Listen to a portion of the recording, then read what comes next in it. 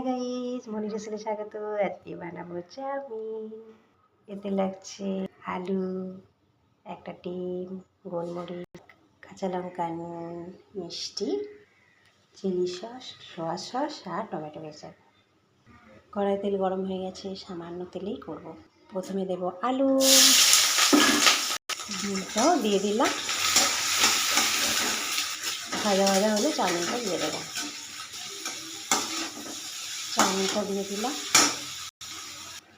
Chilli sauce, soya sauce, tomato ketchup, গোলমরিচ, কাঁচা লঙ্কা দিয়ে নাড়াচাড়া করে আর একটু সামান্য মিষ্টি দিলাম, ব্যালেন্সটা রাখার জন্য, ঠিক রাখার জন্য।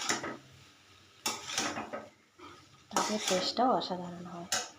একটু ম্যাগি মশলা দিলাম। রেডি হয়ে গেল চটজলদি চাউমিন।